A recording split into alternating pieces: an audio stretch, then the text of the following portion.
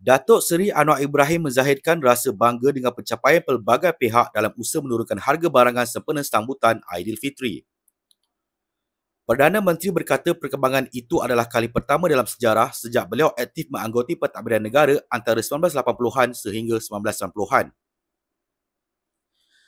Anwar yang juga Menteri Kewangan berkata, pencapaian itu didorong kerjasama pelbagai syarikat swasta termasuk rangkaian pemborong dan peruncit halal Maidin Muhammad Holdings Berhad Maidin.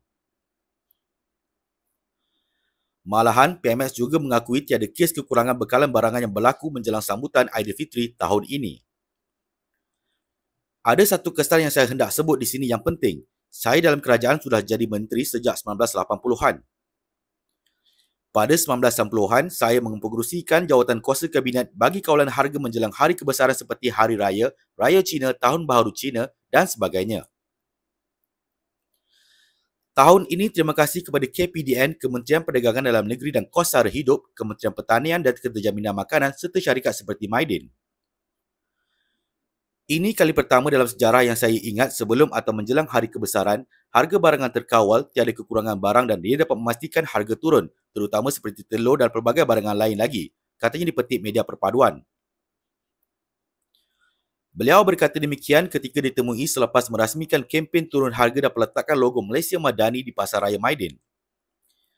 Yang turut hadir Menteri Besar Selangor Datuk Seri Amri Deshari, Menteri KPDN Datuk Armizan Muhammad Ali dan Pengarah Urusan Maidin Datuk Amir Ali Maidin.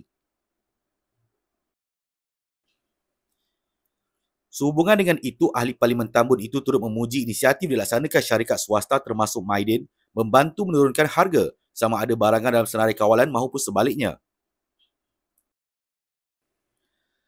Beliau juga bersyukur dan berterima kasih kepada syarikat swasta, penguat kuasa dan kementerian berkenaan yang menjayakan usaha mengawal harga barangan di pasaran. Syarikat swasta seperti Maidin pun membantu supaya barangan tidak termasuk dalam kategori kawalan pun mereka cuba turunkan harga.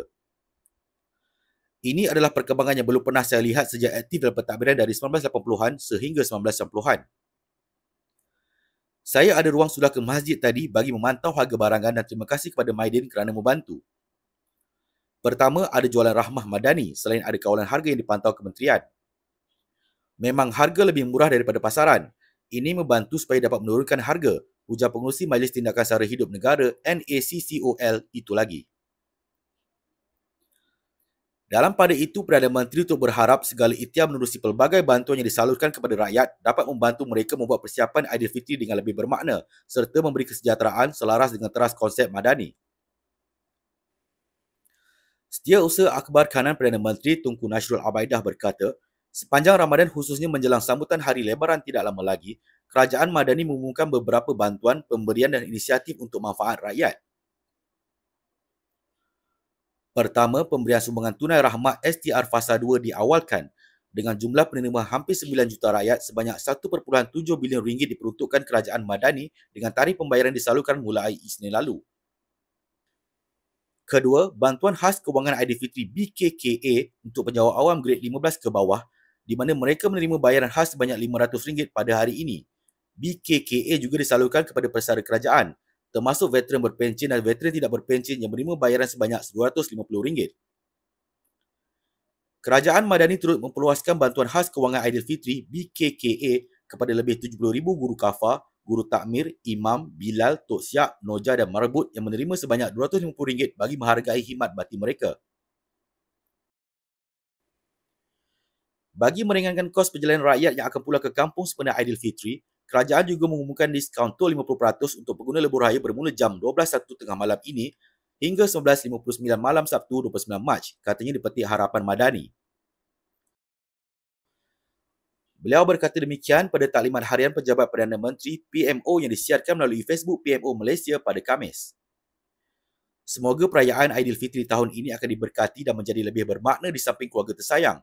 InsyaAllah, amin, amin, amin, ya Rabbal Alamin. Di kesempatan ini, Jom Channel juga ingin mengucapkan selamat Hari Raya Aidilfitri, maaf zahir dan batin.